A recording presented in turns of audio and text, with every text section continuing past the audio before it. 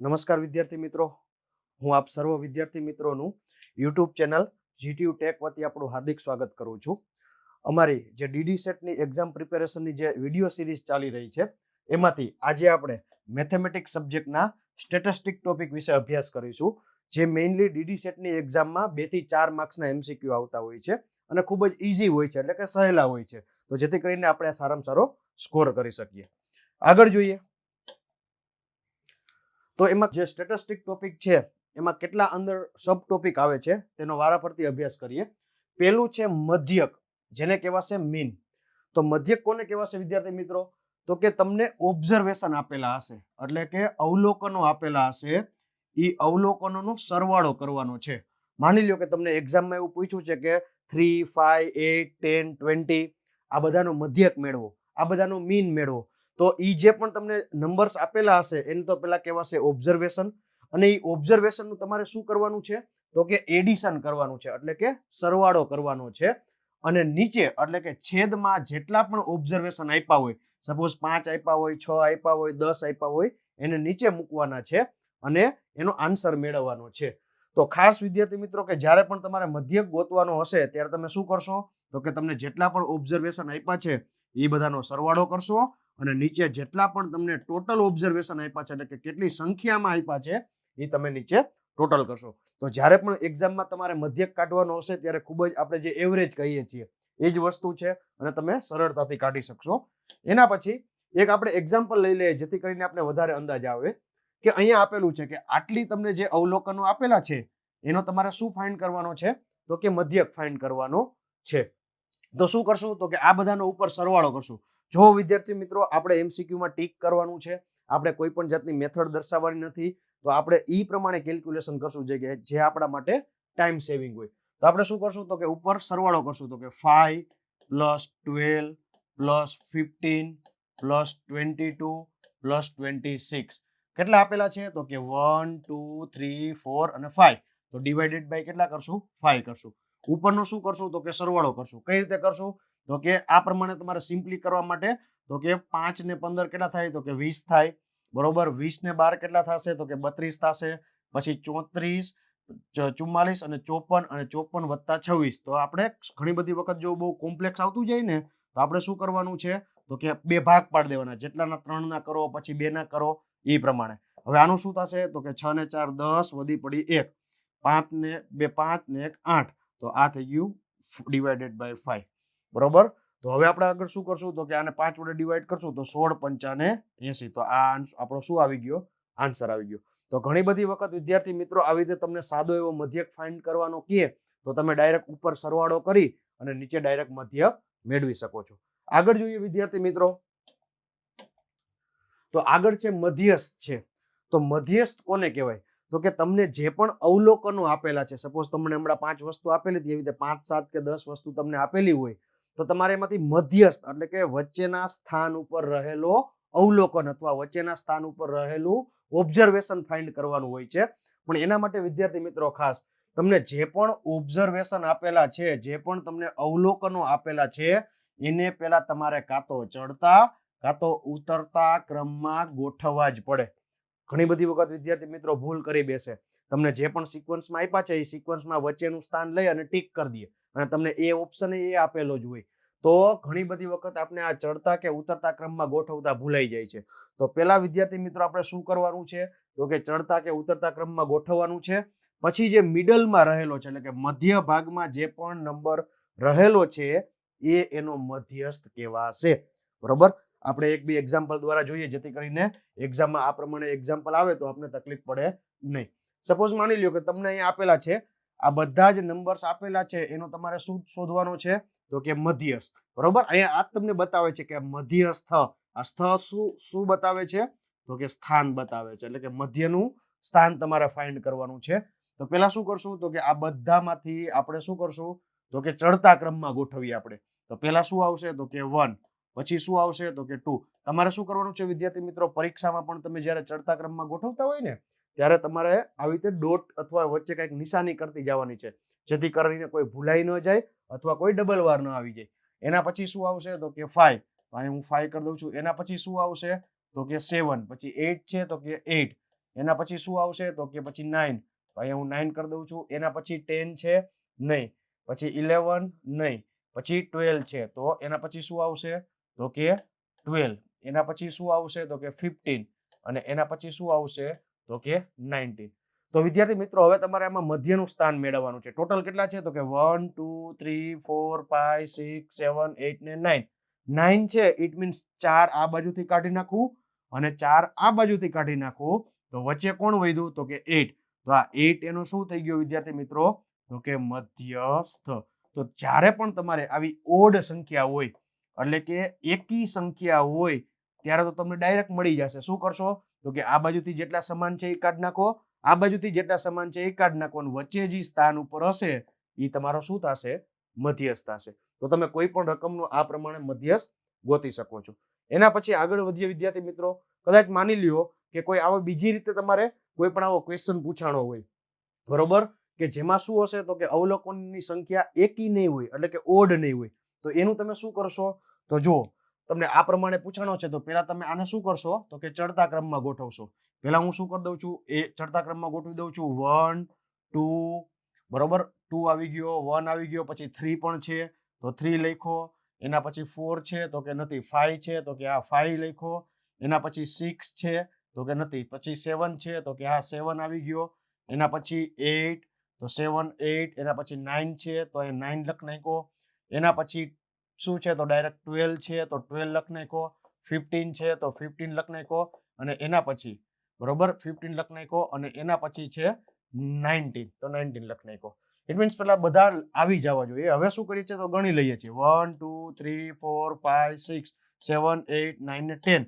હવે જો 10 છે, 11 હોત તો થઈ જાત, બે બાજુથી 5 5 મુકત તો વચ્ચે આવી જાત, પણ 11 હોય તો સોરી 10 હોય તો શું કરવાનું છે તો કે વચ્ચે 2 હોય. સપોઝ માન લ્યો કે હું આ બાજુથી 4 કરી દઉં છું, છોડી દઉં, આ બાજુથી ને 4 કરી દઉં છું, છોડી દઉં, તો વચ્ચે આવ્યા 2 મેમ્બર એટલે કે 2 અવલોકન. હવે એનો તમારે મધ્યસ્થ ગોતવો છે તો હવે તમારે શું કરવું પડશે તો કે ઈ બંનેનો એવરેજ લેવી પડશે. તો શું થાય તો કે 7 + 8 ડિવાઇડેડ બાય 2 એટલે કે 7.5.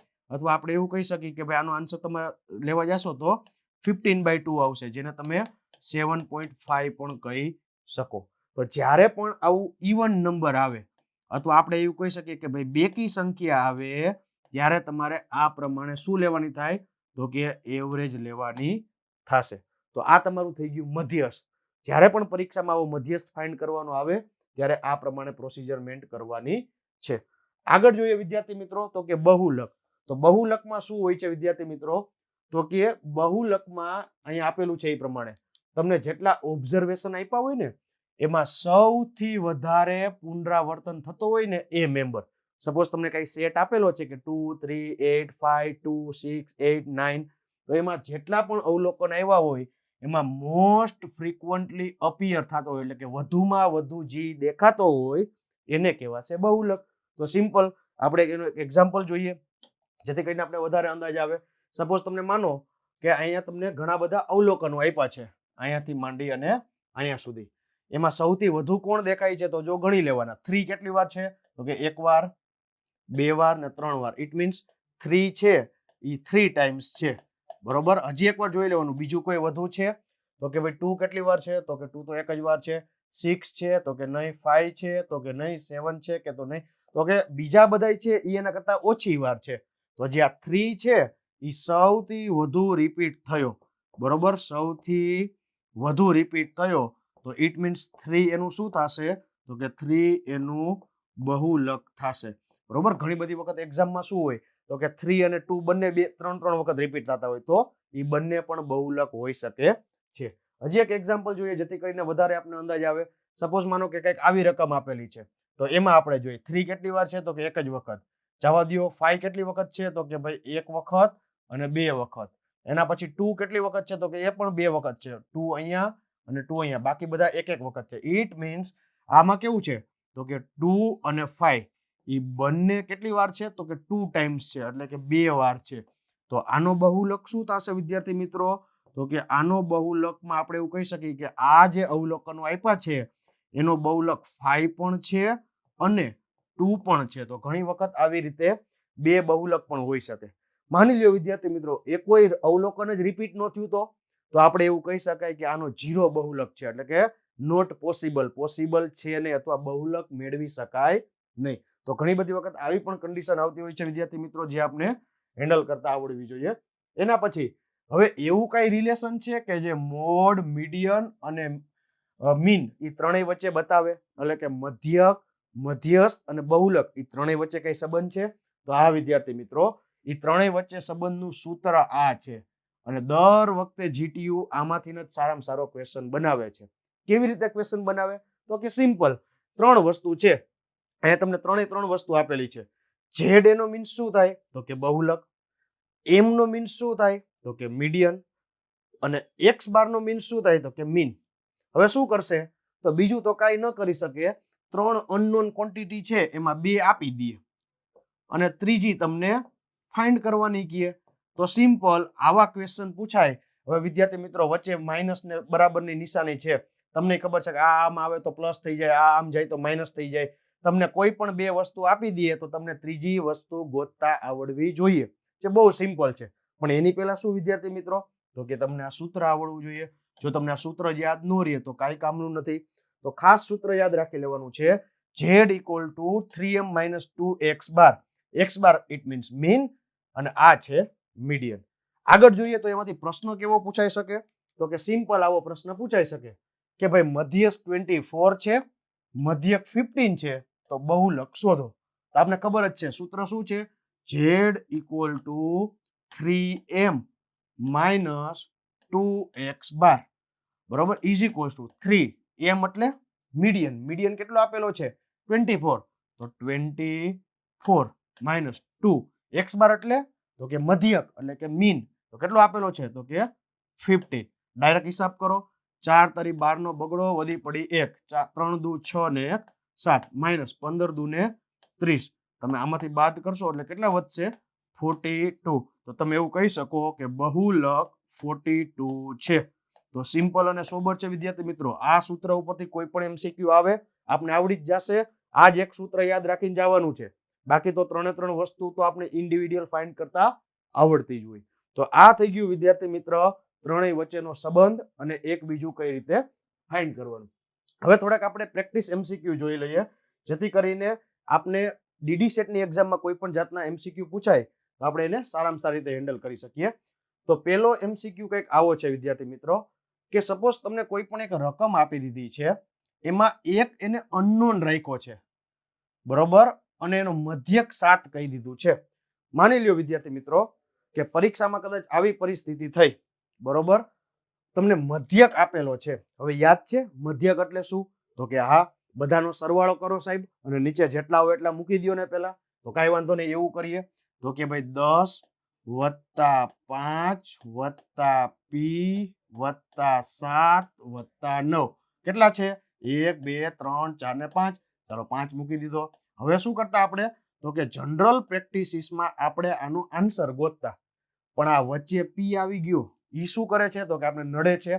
પણ જો વિદ્યાર્થી મિત્રો જવાબ તો તમને આપી દીધો છે, એનો મધ્યક કેટલો છે? તો કે 7. હવે તો બહુ ઈઝી થઈ ગયું. આ શું થશે? આની સાથે ગુણાઈ જશે અને આ બધા શું થશે? ઉપર ને ઉપર સરવાળો થઈ જશે. તો ઉપર ને ઉપર સરવાળો કરો. 10 વત્તા 5 15, 15 ને 9 24, 24 ને 7 31. તો કે ભાઈ 31 પ્લસ p અને આ આની હારે ગુણાઈ જાય તો 35. હવે શું કરું છું? હું આને આની આલી બાજુ લઈ જાઉં છું, માઇનસ થઈ જશે. તો શું થશે?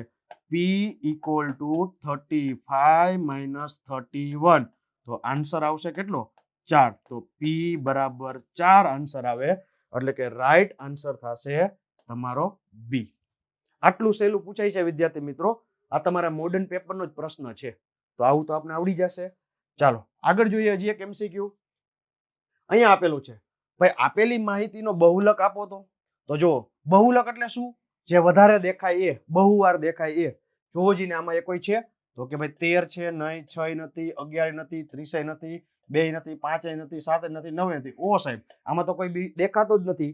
એમસીક્યુ ખોટો છે. ના મિત્રો, મેં તમને કીધું હતું કોઈ પણ રિપીટ થતો ન હોય તો કાં 0 હોય કાં નોટ પોસિબલ હોય. તો આનો સાચો આન્સર શું થશે? 0 અથવા નોટ પોસિબલ.